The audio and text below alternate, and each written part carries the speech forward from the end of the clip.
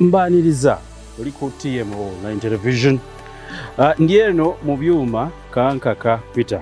Oli ali eri maaso takyetaaga introduction.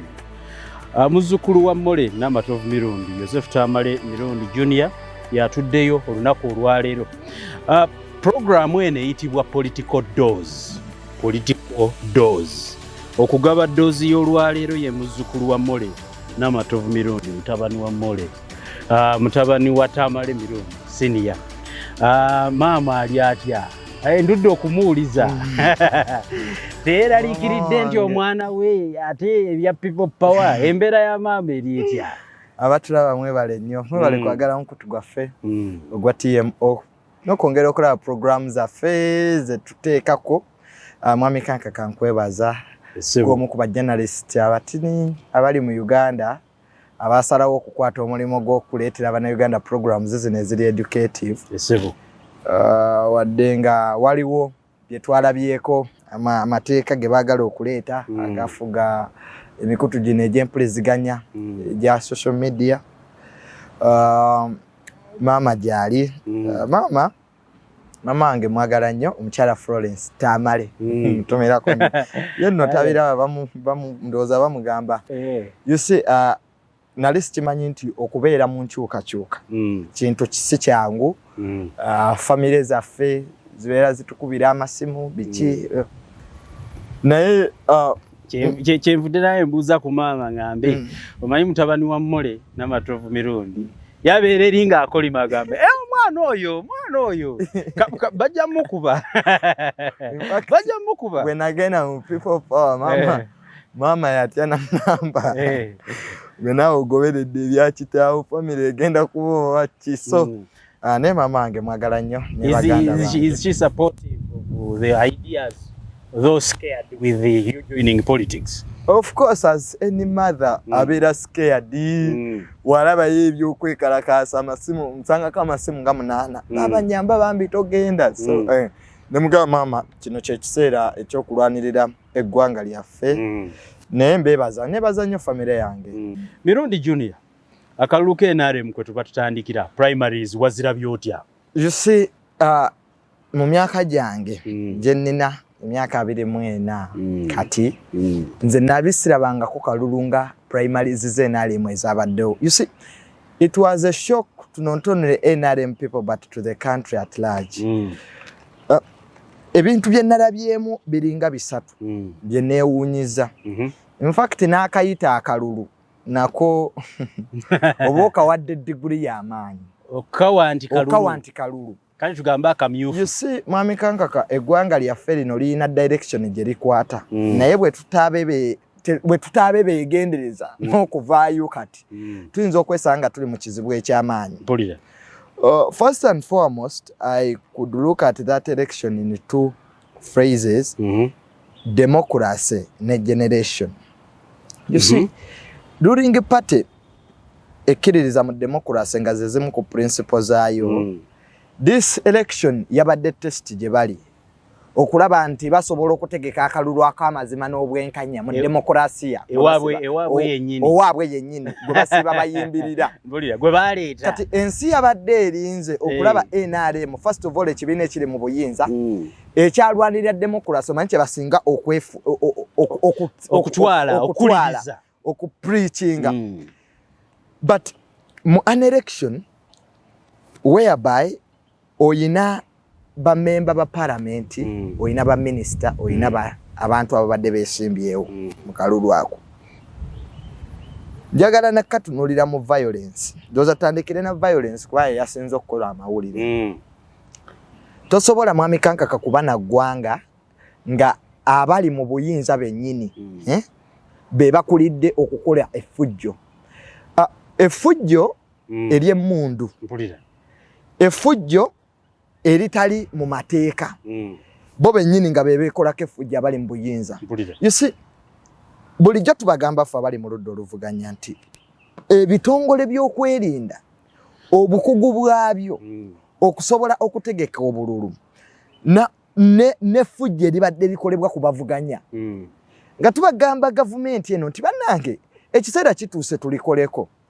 But wasanze ebitongole by'okwerinda nga byenyigidde mu fujjo nga bikole fujjo kwabo ababadde babituma.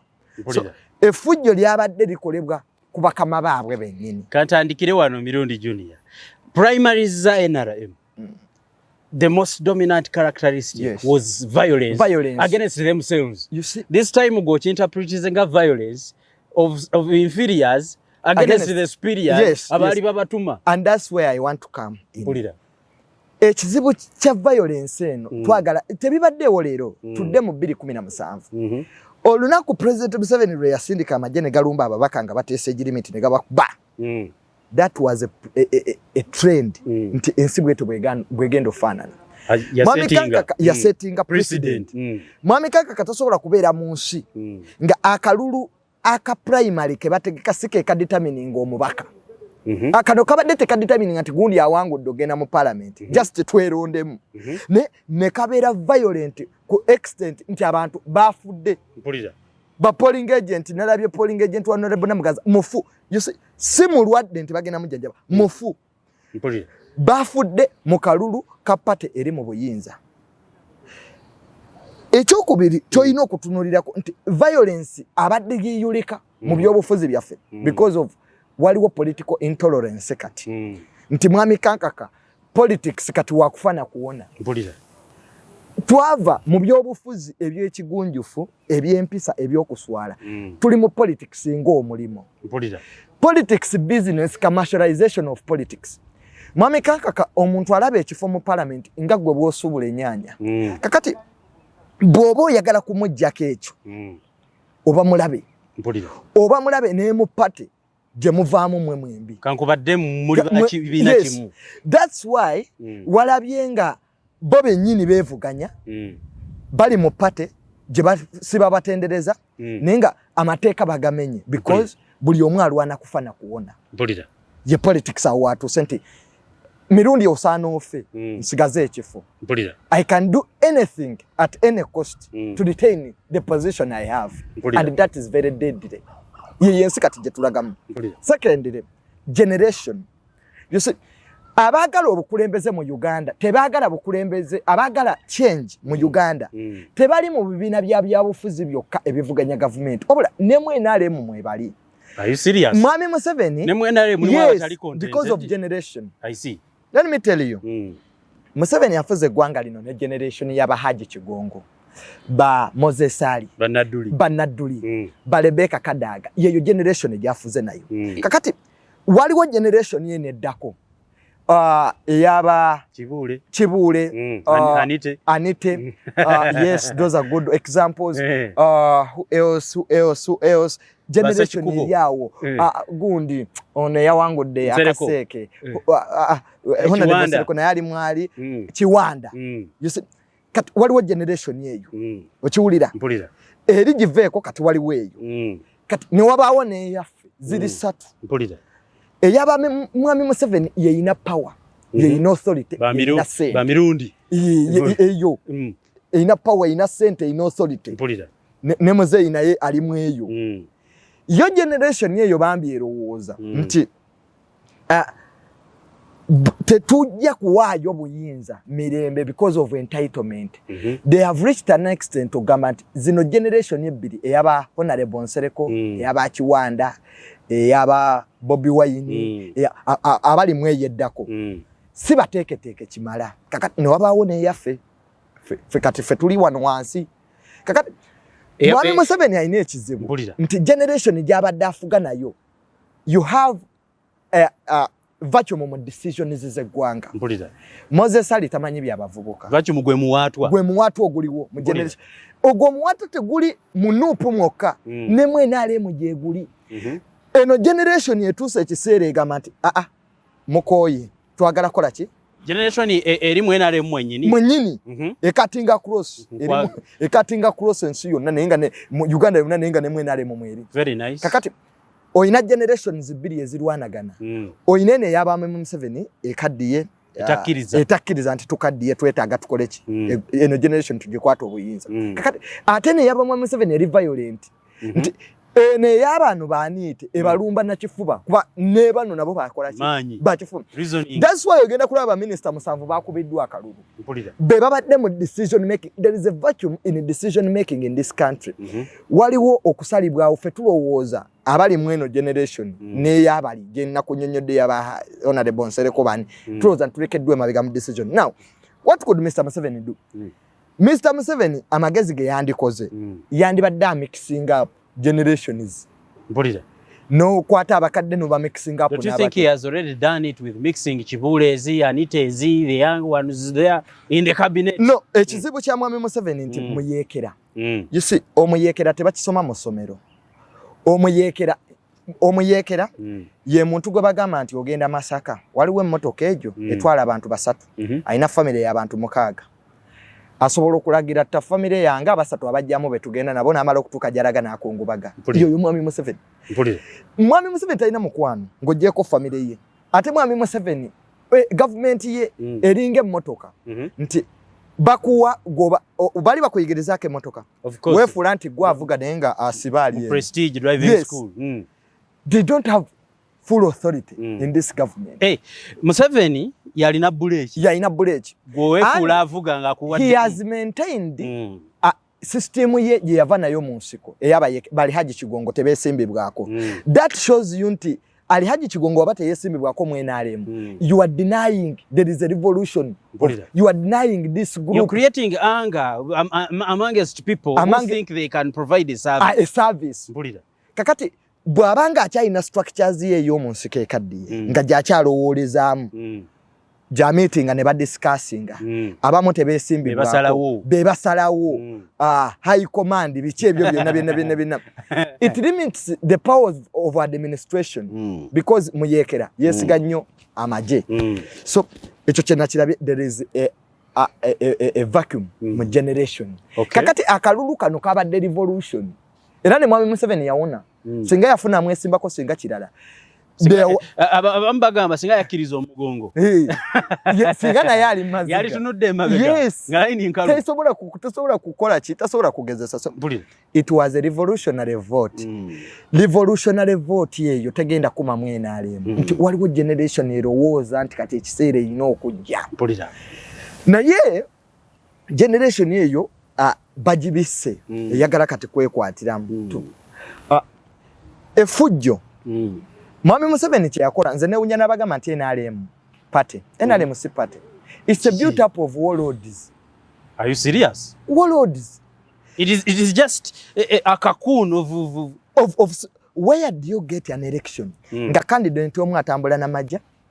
Candidate omulala aina VIP protection, omulala akuumibwa military police. Bonna bali mu kalulu. Byoyogedde bituufu nnyo ddala. Twabadde mu kalulu ng'abamu VVIP be bamugiddeko n'akanyama. Omulala n'ayiwa kibomboola, omulala n'ayiwa military police. Oh my God. Police nebeera overshadowed. I have never seen an election. Era abapoliisi tolina nawo banenyeza.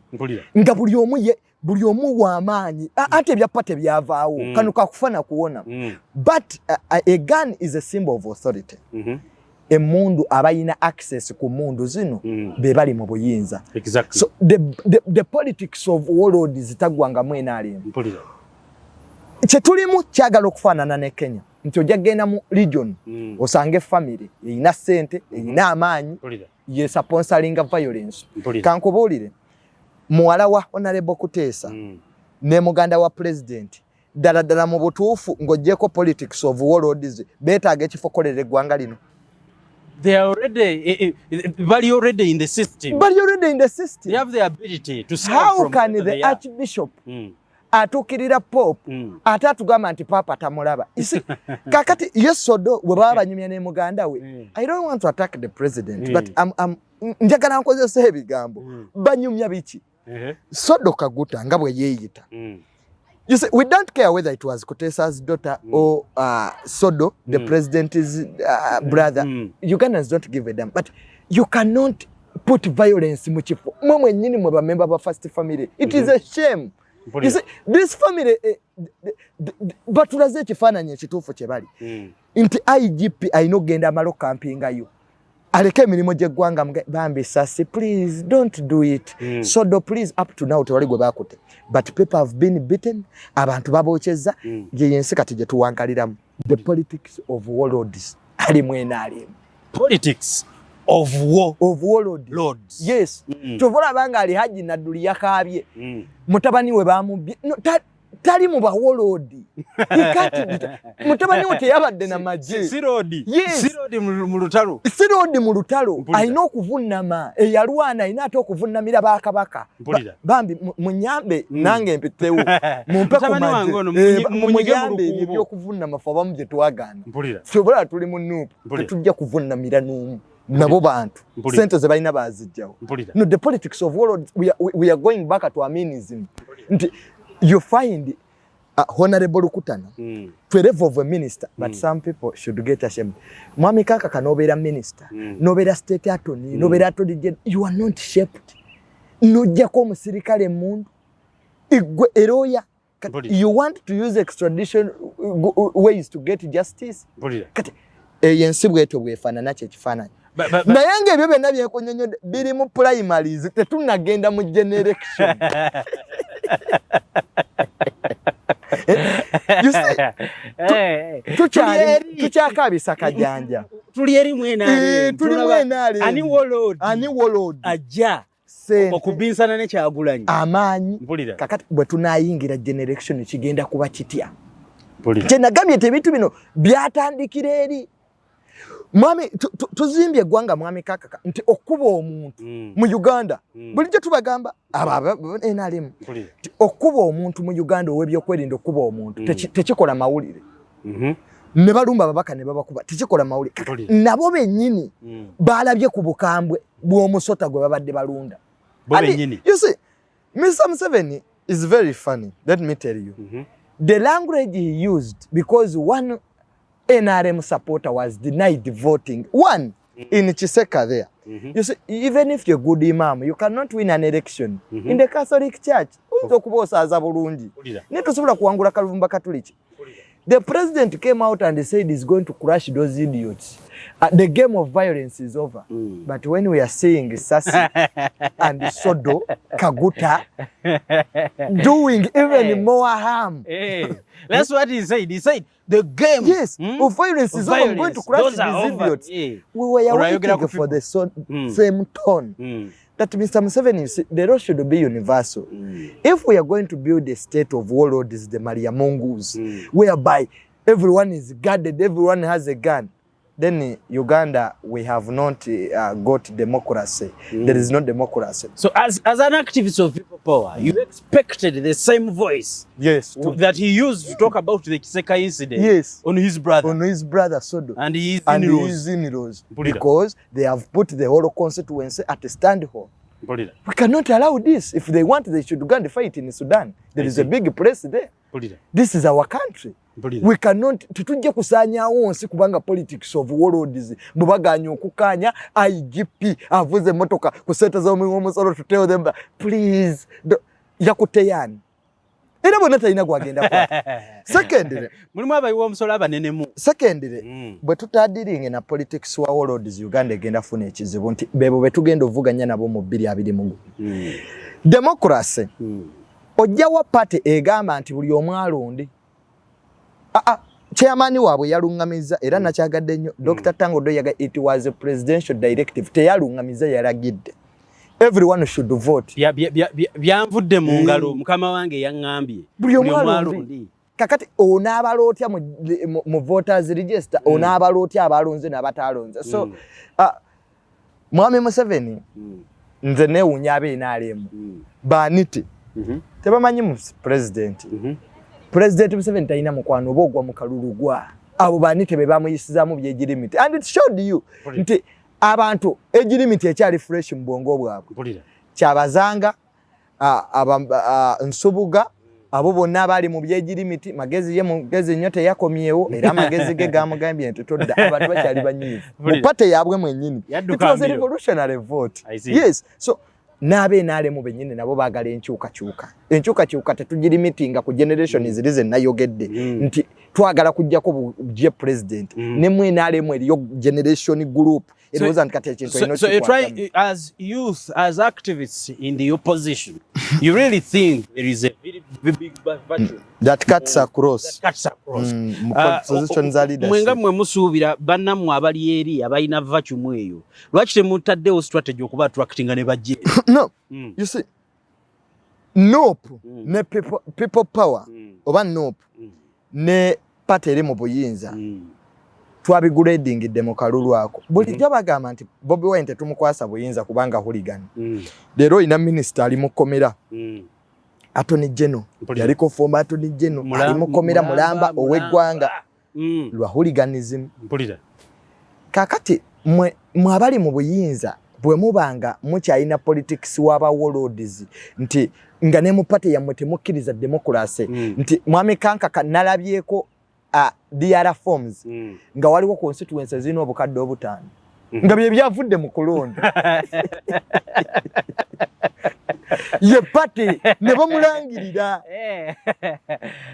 kati tango doyi abadde chairman nayo ino okwebuuza yavaawe yali Professor Makerere University ayina omunene omugwe yasomesa dokita ekisenge kye Makerere contract bagiwaye so naye ayina abamuleeta so it was the politics of warlords democracy tebayina if the internal mechanism has failed kuliko abadde kwekuba tekwabadde kalulu chairman wabwe navonaga buli omwalonde so nakiyita akalulu mwewuunya so NRM bwetu bwefaanana and NRM by the way should accept reality you see sagala bakutisayizinga nnyo but I want to help the president to give him a way forward generation yebaddeko bwetakkiriza kutabuyinza mirembe ne bagamba nti banne tuliddeko ekimala kakati ekiseera you see tewali n'omu muntu ategeera agenda kulwanisa Bobi Wine bwe muba mmwe mufaanana akalulu ke tulimu kakulondako ani afaanagana naani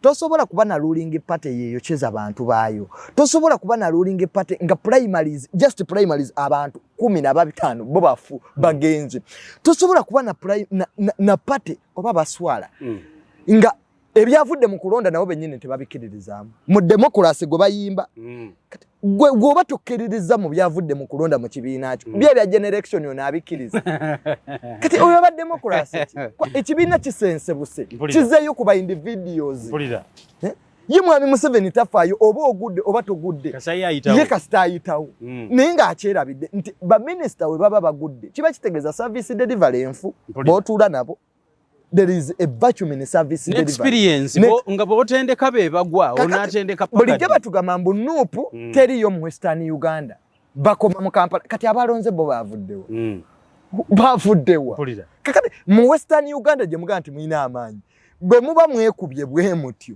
but the president has failed to know one thing omukulembeze yenna good leadership omanya wawo okugina okukoma kakati alwanagana ne generation it was a generation of vacuum NRM there is a group y'abaaniite naye yagala okwenyigira mu bukulembeze to commercialization of politics bwe mukwata sente ne politics ne mugufuula mulimo nefuuka yakufana kuwona third tosobola kuvaayo kati mu NRM noyogera democracy nga twalabye ba minister lukutana simanyi na personality we nsobola muteeka njagala kutegeera mirundi kigambibwa nti mbululu wa NRM mwabavuka ba people power mwabukyankalanyiza mwageza ni mweyiwa mbululu mutandika okusimba ku line eno neno bwe mukuba ebikonde mubikuba abe NRM kituufu mwe mwakyankalanyiza obululu NRM ekyo kyabugwagwa tosobola kugamba nti mukazi wo mbo waliwo asigudde mukazi wo gyoli nti oli omusiguze ye yasoma diguli y'obusiguze Makerere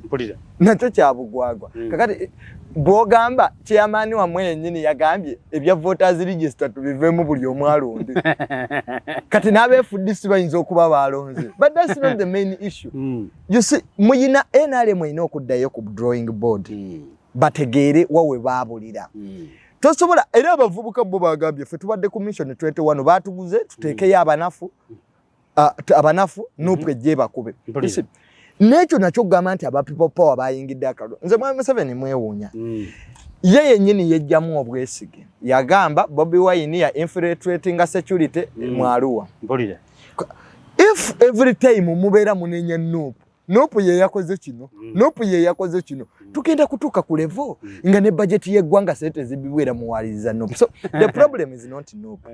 Era nze nasaasidde nnyo maama wange Kasule Lumumba singa nze ndiye singa ndizayininga because sinza kubeera mu politics w'aba warlords nti omuntu yeerangirira nga ne results walabye ba minister yali mu kalulu ye isi chairman yavuga n'ebivudde mu kalulu nze lipate sigirabangako ye yevuganya ye yerangiridde n'obululu yabutwalayo ye mwennyini ye yerangiridde ye yevuganya ayina amagye ye bapate kikati secretary general agenda kwogera ki isi kyatwewunyisizza nnyo ffe nga generation akalulu ako kabadde it was a test to the NRM. Temuli basanyufu busanyufu nti bemuvuganya bali disorganized mwali sanyuse busanyuse okwatibwa ennaku.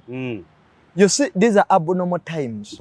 Omuntu yenna asekanga bino bigenda maaso mba mwewuunya basajja mivule nga tanna tamiiro manye nale mweringa bala baliyingira bategeera naye okufuluma obotamidde yagamba nti neewuunya omuntu kyaseka mu Uganda oseka ki bwe tubanga mu 2021 be bantu betugenda okuvuganya nabo mwami kanka kantiddemu bwe tubanga tugenda kuba ne ba minister abawerekerwe emmundu tugenda kuba ne ba first family abaleeta IGP mu kitundu tugenda kuba n'abafu tugenda kuba ne brutality y'ebyokwerinda gye nalabye ku bo bennyini bagamba nti olaba embwa egobe ow'ekiwempe kati gwe weddiba onaasala weddiba tosobola kusala so the extremism eri mu ruling party yeewunyisizza buli omu ng'emmundu ziringa bijanjaalo. It was a shame to President Museveni omuntu alulinze emyaka 35 you don't even have internal mechanism mu kibiina kyo. Njagala kutegeera as people of NUP abali mu people power n'ensonga endala ez'enjawulo n'ebibiina ngeri gye muze mu bitambuza njagala kumanya abantu bwe batyo abali disgruntled mu NRM mwinayo space yaabwe bwe bajja mubakkiriza ne kwankubadde mwalabye violence gye beeteekako nga bo.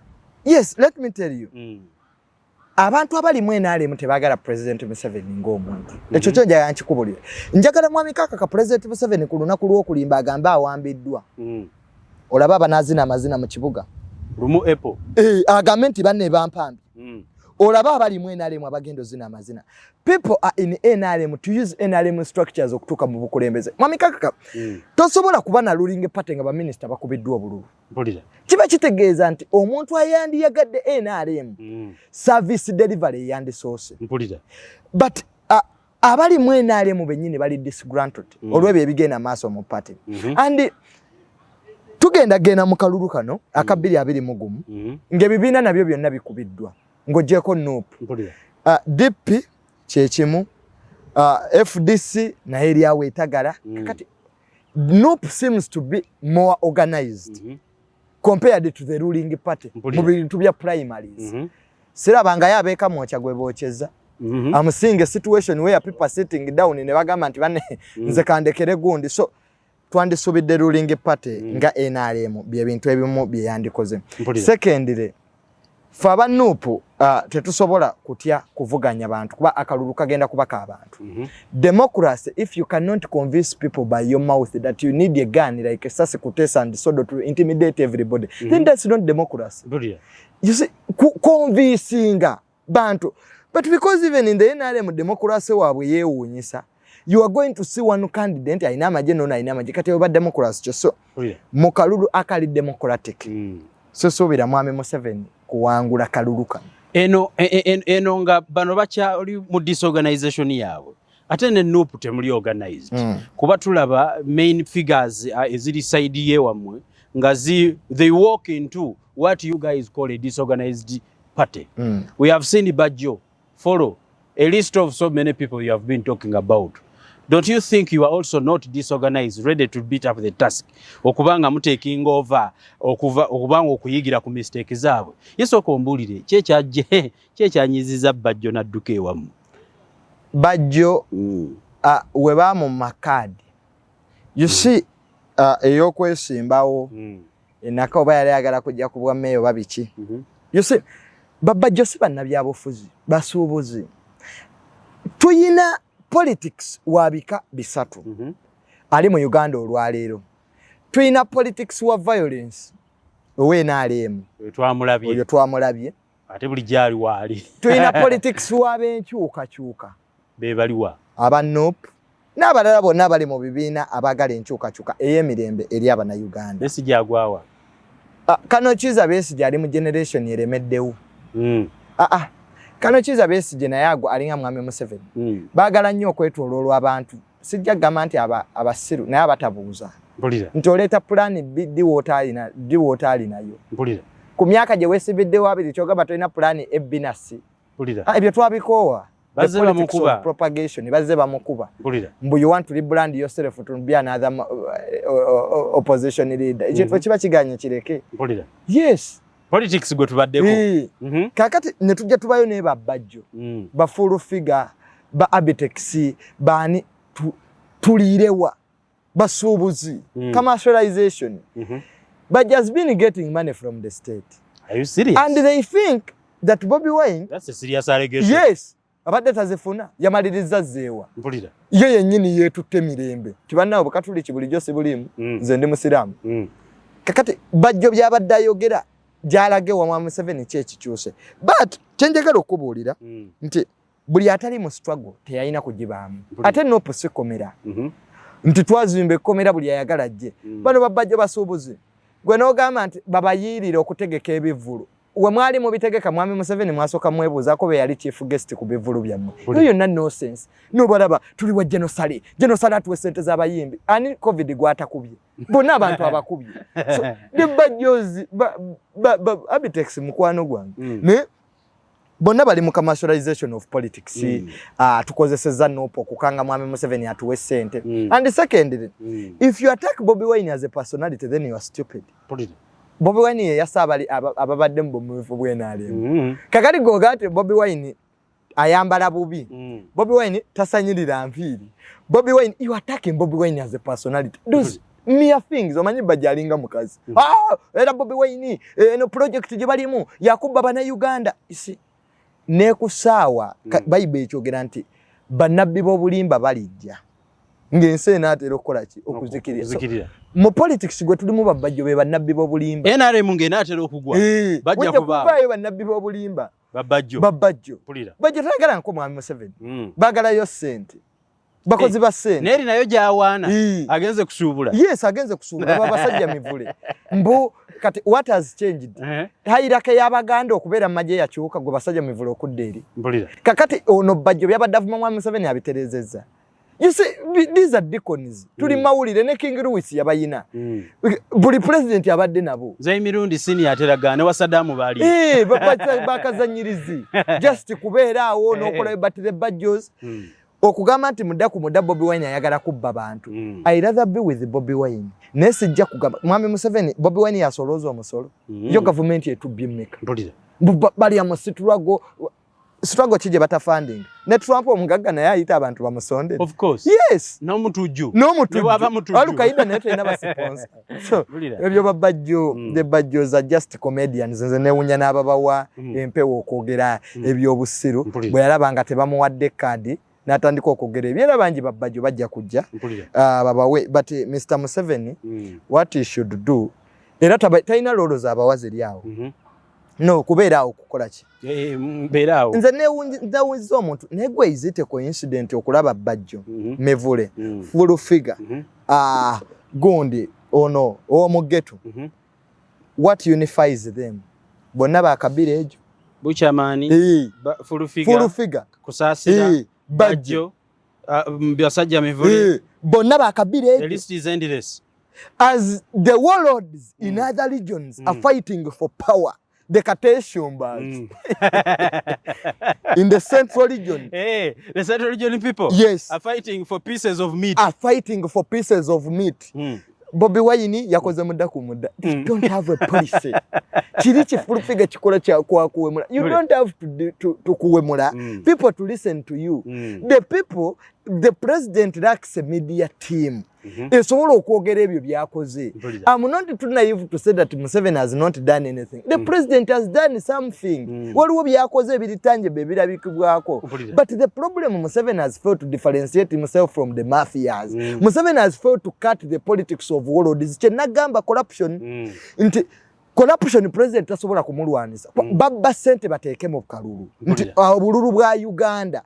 Osanga DPC nga ali bikulu biragiro bya minister nenga yafunye sente era abo ba DPC bagala nnyo obululu bwa NRM bubeewo omujja mu mmeko kuwa abakumbi sente okufuna abasirikale sente obululu okusindikira ba VIP bakuume. Brian White yali akumibwa special force yali ani mu Uganda muno simanyi nti kubanga mugagga nnyo right of way woba yagala kulaba nti neggwanga lyafa omu ambulance yevira abakulu tayina na right of way nenga ambulance yino muvira so yensi gye tuzembye abantu be Kampala ba complain obugombe bubatamye ambulance ebe yitawo ato omukulu ayitawo walone ne basinkana ne webuzo wamaje ne ambulance ali abasoko okuyitawo. This is a problem that we are supposed to address.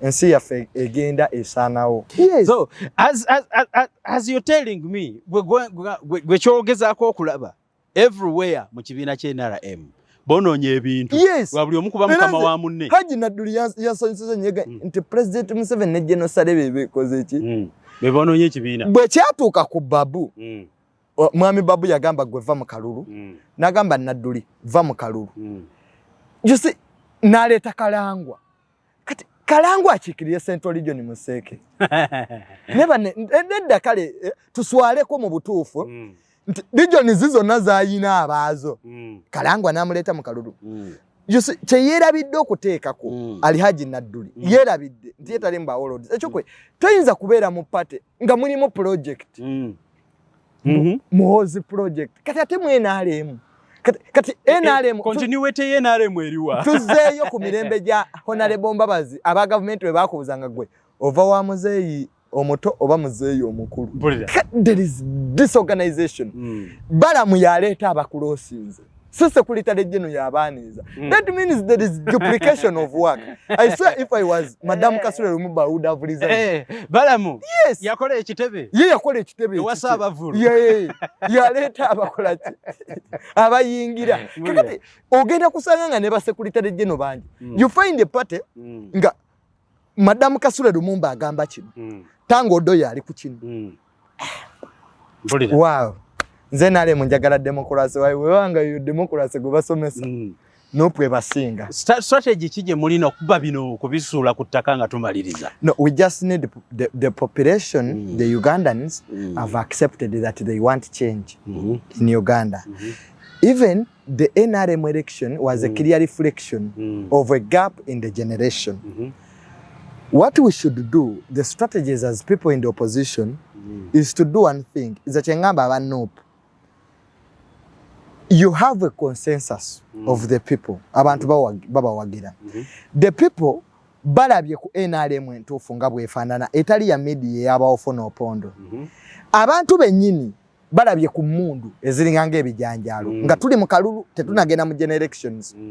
This is a battle between people and warlords abajeeye emmundu in a democracy, in a democratic process. Nze kyengamba nti abaludde oluvuganya bakole ekintu ekyo kimu. Let them not fight for liberated constituencies. And we shouldn't waste time mu bululu bw'aba MP. We should talk about the presidential elections. Ekizibu kyendabye mu opposition, people concentrate ku bululu bw'aba MP okusinga kaluko bwa president. That's a big challenge in the opposition. I think we should have a consensus whereby we should put more power, more energy mu kalulu ko bwa president. Naye abamu babivaako. Omuntu naganze we batampa kadi nga struggle njivaamu nga nopo njivaamu. Nga nyina mbidala. Kakati ekyo challenge ekyali y'amaanyi nnyo. But what I'm seeing nti President Museveni has weakened. Ekyo kyo kituufu. Takyayina President Museveni asigaze ebintu bisatu. Nze byendowooza the military. Nti abamagye bakyamukkiririzaamu. But in a circumstance where people batandise okwebereramu batandise okurising up tujja kufuna situation eya Bashir eya Mugabe eyani President Museveni bwatakyusa engeri gyakutemu ekibiina ekyokubiri balinganga abaagala okukola NRM endala kyene yabatwalwana tugiveemu tukole something new. That's what I think. If president waba yabaddewo ng'effujjo lino likolebwa Ssaabalwanyi gwe basinga okulwana it means takyafa ku bigenda maaso ku NRM enkadde ayina empya gy'abala. There is a new NRM. Yes. But as people in the opposition, tulina okweyongerayo maaso n'okulwanira enkyukakyuka. Bino byonna ebyokutiisatiisa tewali kintu kipya. Ne Bamaliamungu baabikola, Bobo tebaabikola, abalangi n'abakakwa olwaleero tebali mu power. So as Ugandans tulina okuvaayo tugambe nti bannaye enough is enough.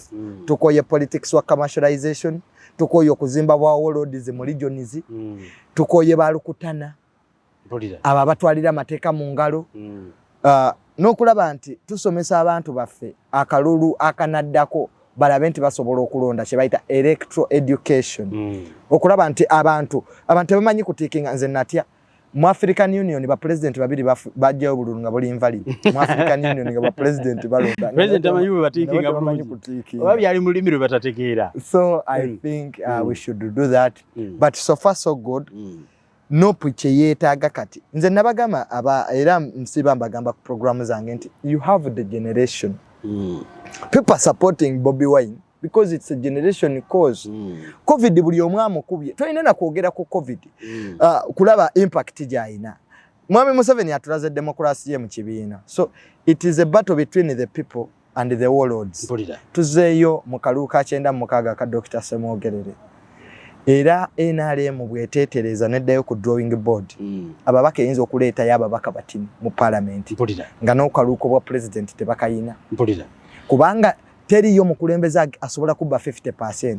No government batubye nakyo kyabugwagwa tekiriyo. President munsi yonna tabba 50%. Tekisoboka. Mwagala mukuba. Because according to what I'm seeing. Hands down. Yes, Museveni ayinza ogenda mu Iran. There might be Iran. Bw'anaaba bbye akalu. Bwaba mu Western Uganda gyava. Bwe baga ati nupu teriyo.